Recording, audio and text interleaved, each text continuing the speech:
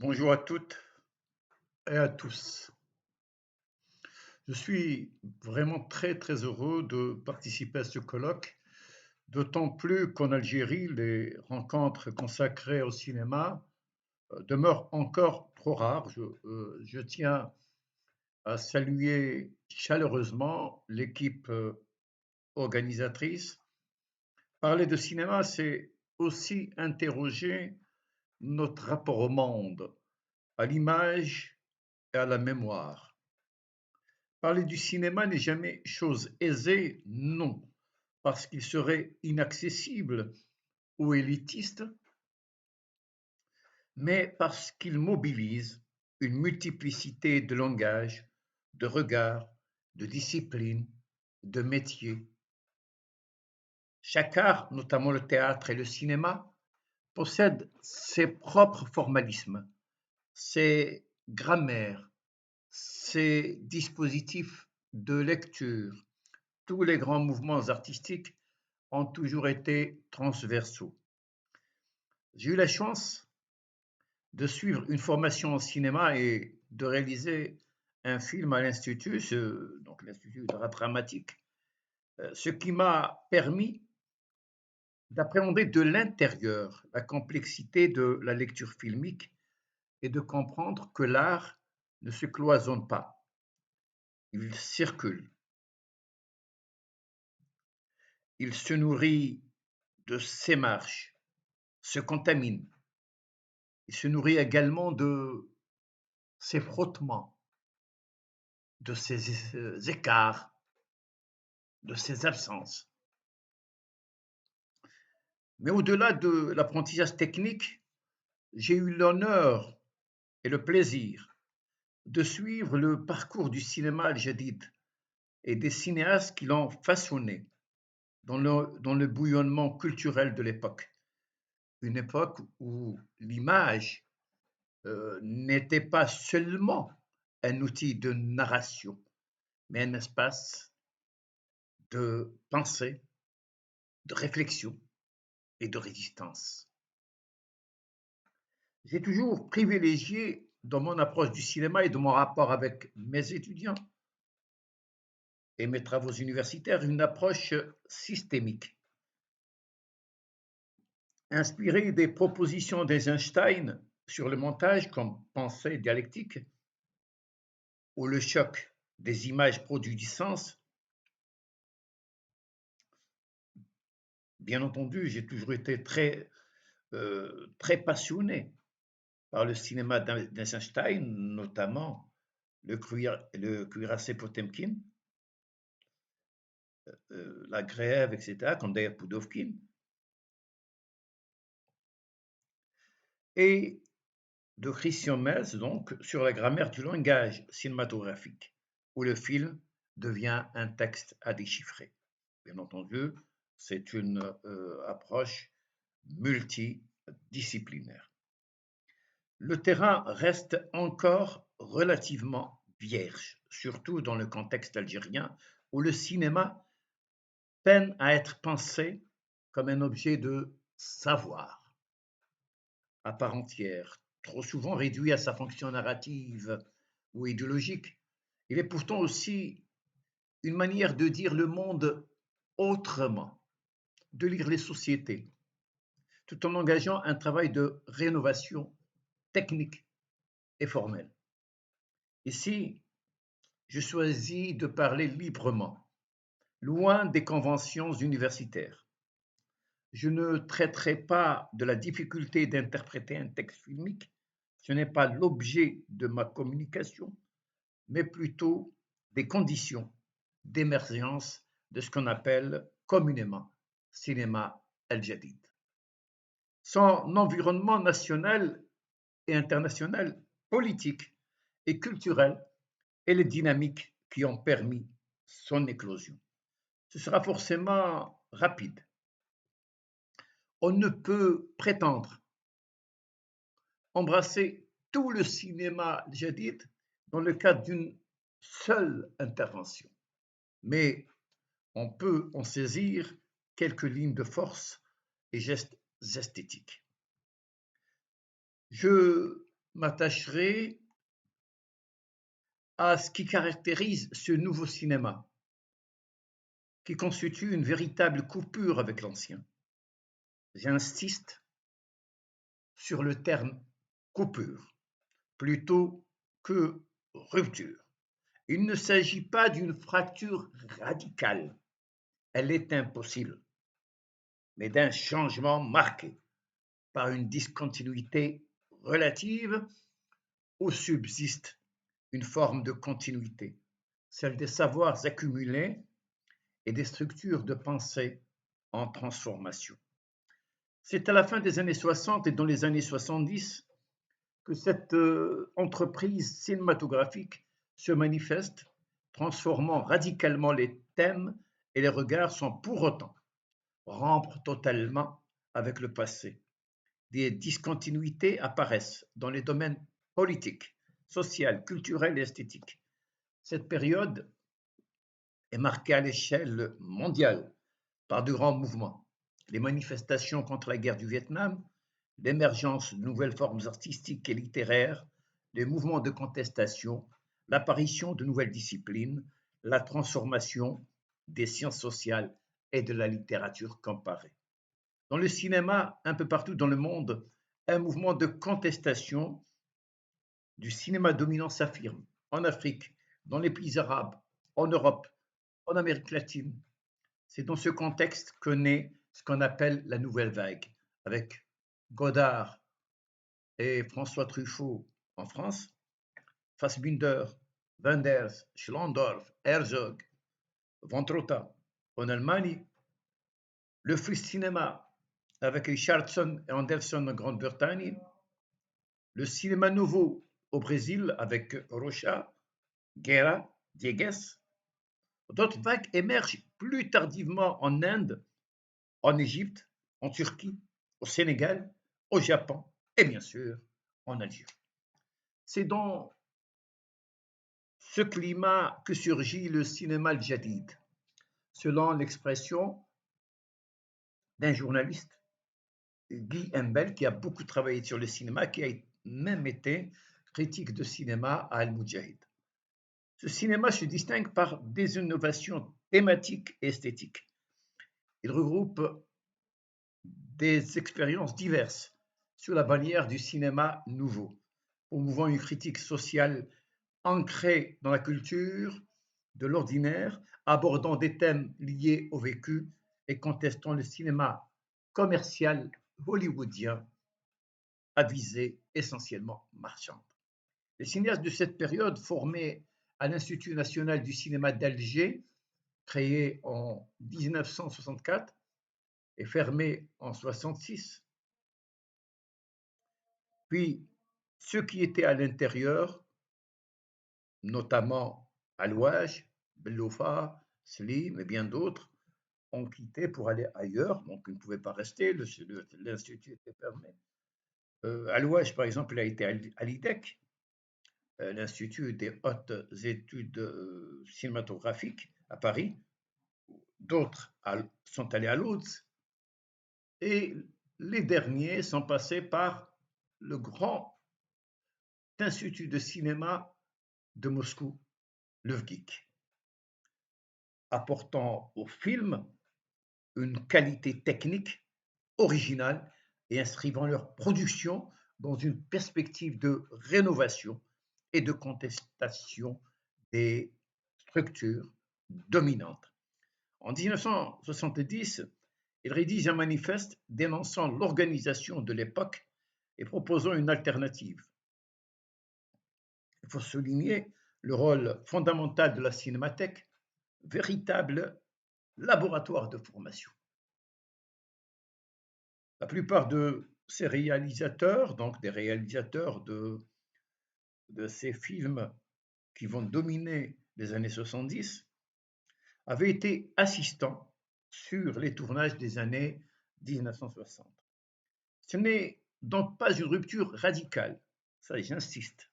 Il n'y a pas de rupture radicale. Il y a toujours une série de discontinuités ou ce qu'on appelle communément, pour reprendre Althusser, Louis Althusser, une coupure. Althusser parle de coupure épistémologique. Une coupure dans une continuité. Le cinéma al-Jadid conserve certains éléments des productions antérieures. Si les perspectives thématiques, linguistiques et structurelles évoluent, des traits du cinéma de guerre persistent. L'humour et le parler populaire de Hassan Tayrou, la pluralité linguistique de la bataille d'Alger, comme dans la pièce Jha al-Halou, jouée en 1926, qui allait rompre avec le théâtre dominant de l'époque. Le comique allait aussi s'imposer, la langue dialectale s'affirmer, tout en maintenant une structure narrative classique. Portée par une embellie culturelle et soutenue par les grandes réformes du régime Houari Boumediene, révolution agraire, gestion sociale des entreprises, ISE, les nouveaux réalisateurs tournent des films à petit budget, en décor naturel, avec souvent des comédiens non professionnels, issus d'autres milieux que le théâtre.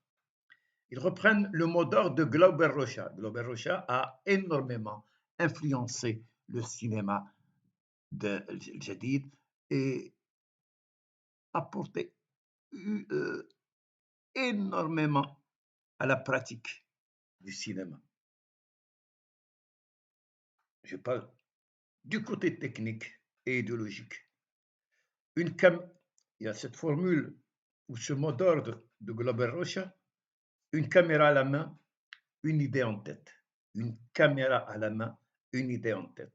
D'ailleurs, presque tous citent cette formule, que ce soit Bouammari, Al-Ouache ou Abdelaziz Tolbi. Ils affirmaient, selon la belle formule d'Abdelaziz Tolbi, le réalisateur du très beau film Noah, vouloir aller au-devant des événements pour en précipiter le cours. Il s'agissait de redéfinir le rapport au spectateur, d'où usage assumé de la distanciation persienne. Moi, je préfère le mot distancement, qui est, je pense, plus juste. Omar, dans Omar Getletou, s'adresse directement au spectateur, à la fois témoin et acteur. Chez Bouammari, le personnage confie ses désirs au public, notamment dans l'héritage. L'héritage, c'est le film qui est venu juste après Le Charbonnier. L'esthétique puise dans le néoréalisme italien, le cinéma nouveau brésilien, la nouvelle vague française et allemande, à l'instar du théâtre amateur, mais avec une exigence technique plus affirmée. Ces cinéastes abordent les grandes questions de société, conditions féminines, mal-être, chômage, crise du logement, etc. Dans Le Charbonnier de Mohamed Bouammari, le personnage principal, Belkacem, incarne les oubliés de la révolution agraire.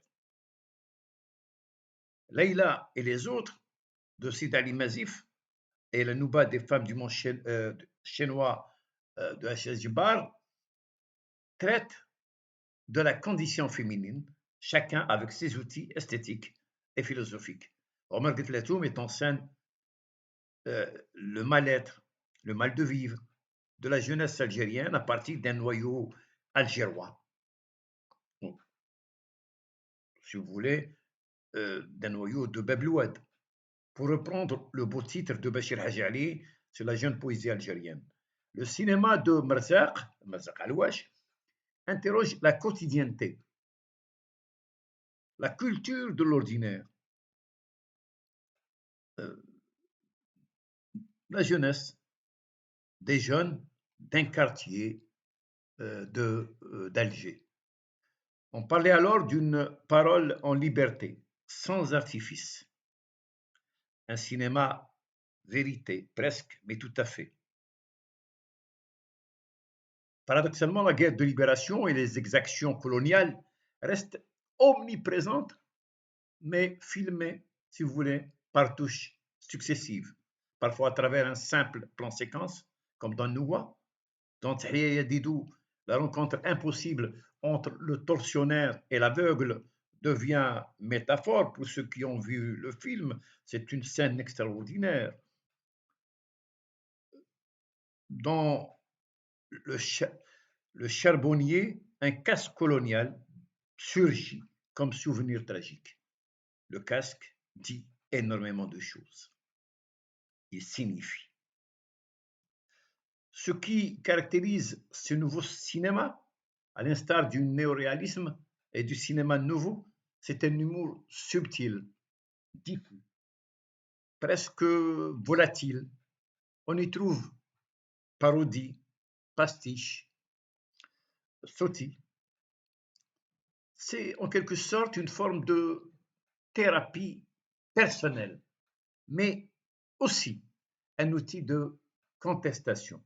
C'est ce que l'on observe dans Tahia Yadidou ou Omar Getlatou, où le comique devient l'expression d'une certaine authenticité.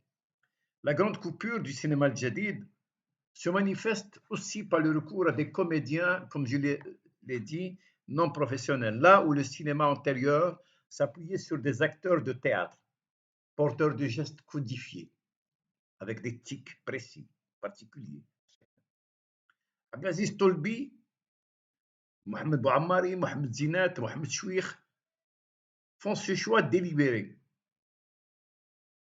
Ces comédiens apportent une authenticité linguistique et comportementale qui renforce la crédibilité des personnages et des situations. Mais cette coupure est également thématique esthétique. Dans Tahia Yadidou de Zinat, l'ânier devient un personnage central. L'âne se mue en personnage en quelque sorte, anthropomorphe, en humain. C'est un peu comme, ça me fait penser, si vous voulez, à Landor, à Landor, oscillant entre comique et tragique. Il y a aussi donc ce personnage mi-paysan qui tient le clap du film, et qui provoque le rire. Donc, on peut parler de dérision. Dans le charbonnier de Bois-Marie, Belkacem, donc le personnage principal, incarne la transition douloureuse entre deux mondes. Un monde en déclin et une modernité urbaine corrompue. Il va apprendre à ses dépens justement cette régression, ce déclin de ce monde rural, en voyant que il n'y a plus de possibilité de vendre son charbon. Maintenant, c'est le gaz qui le remplace. Et il va être obligé de se déplacer en ville. Sa femme allait aussi se mettre au travail. Elle va travailler dans une usine, ce qui était considéré à l'époque comme un grand progrès.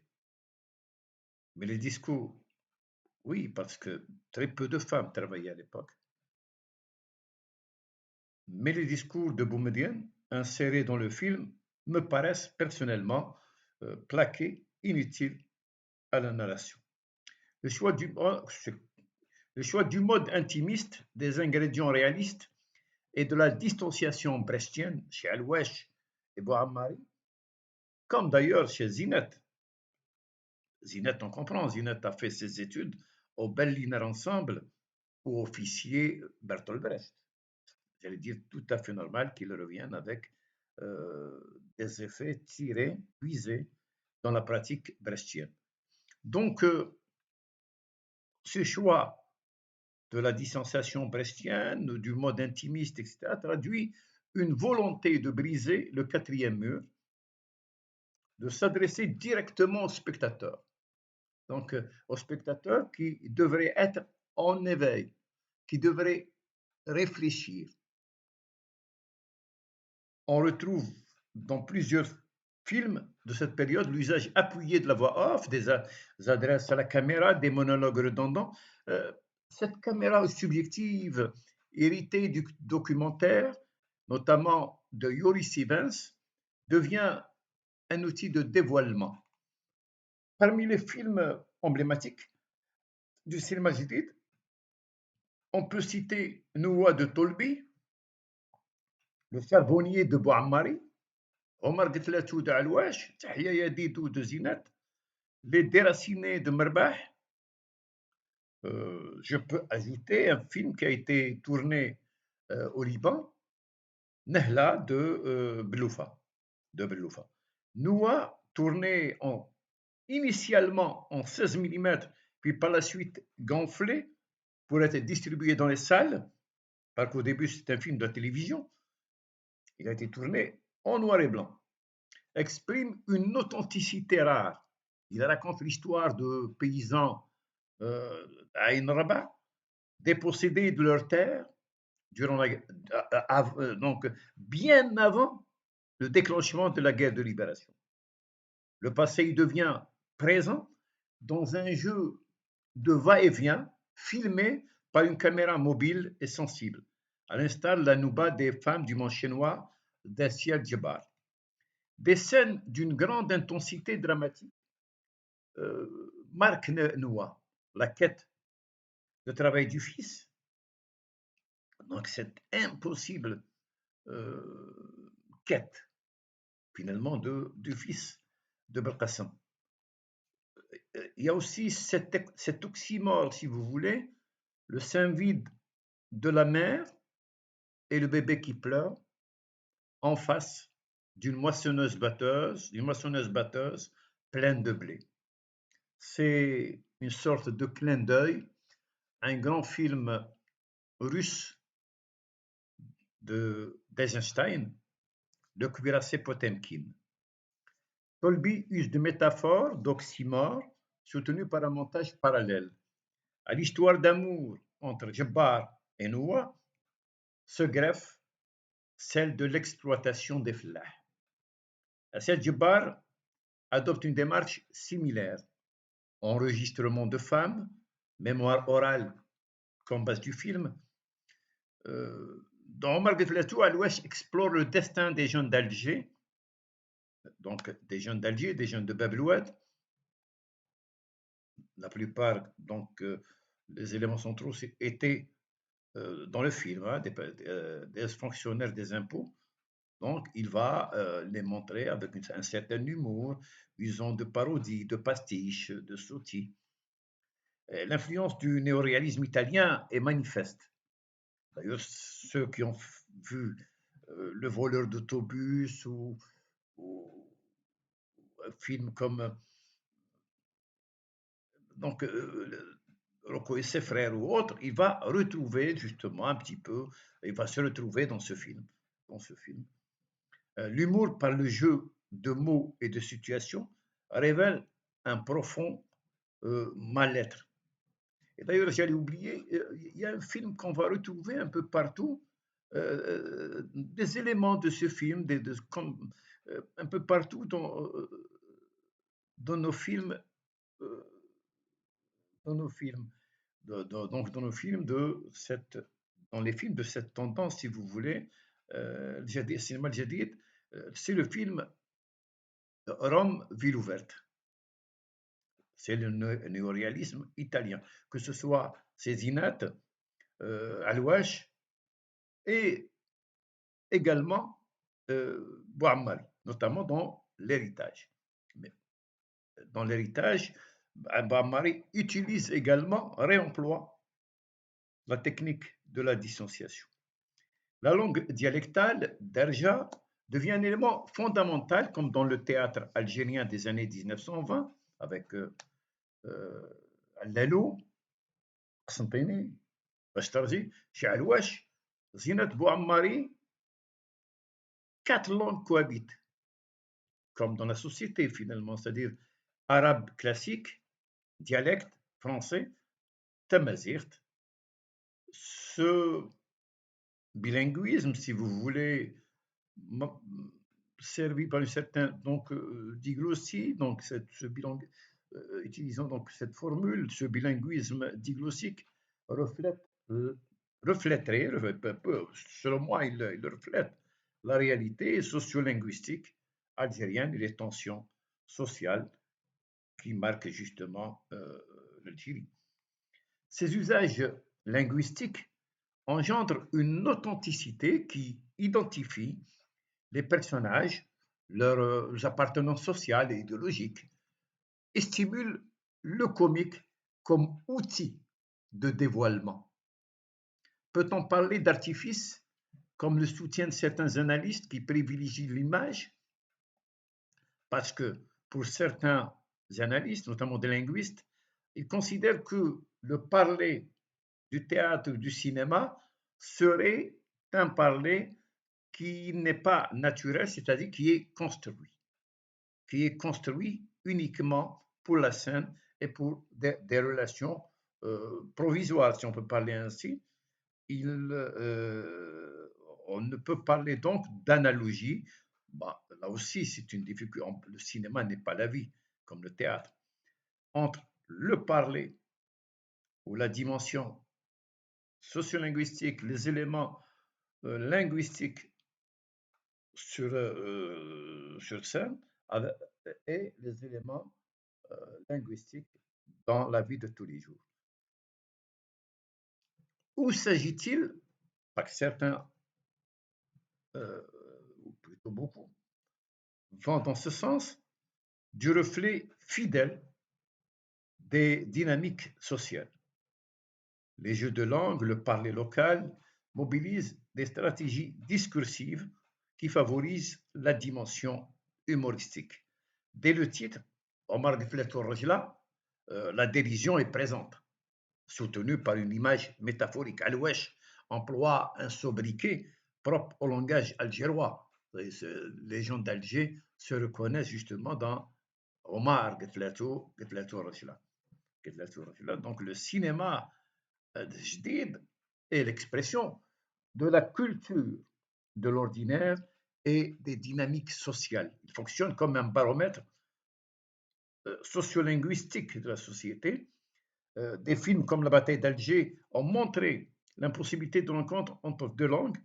Et d'ailleurs, dans ce film, il y a une analyse implicite extraordinaire de l'histoire coloniale à travers deux langues qui ne se rencontrent jamais. La langue française et la langue derja, la langue et l'arabe dialectal, l'arabe populaire pour reprendre Quetzal. Donc, ces films ou ce film notamment a montré l'impossibilité de rencontre entre ces deux langues, deux espaces, deux cultures. La langue française, si vous voulez, est la langue du dominant ou donc de la puissance conquérante. Elle occupe, elle fait partie donc de la puissance conquérante qui, elle,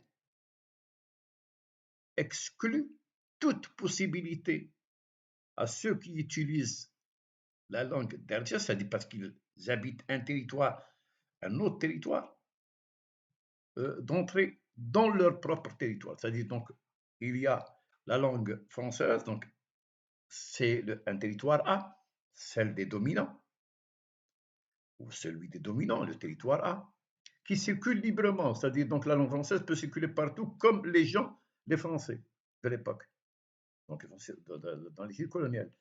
Alors que la langue décolonisée, elle est confinée, si vous voulez, dans un territoire non A.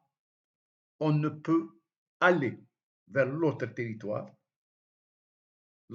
Toute transgression se fait par la violence. Cinéma Jadid algérien ne s'est pas contenté de transformer les formes anciennes. Il a proposé une nouvelle grammaire visuelle, une nouvelle poétique du réel. Il a interrogé les langues, les corps, les mémoires, Il a fait du cinéma un espace de parole, de résistance et de création.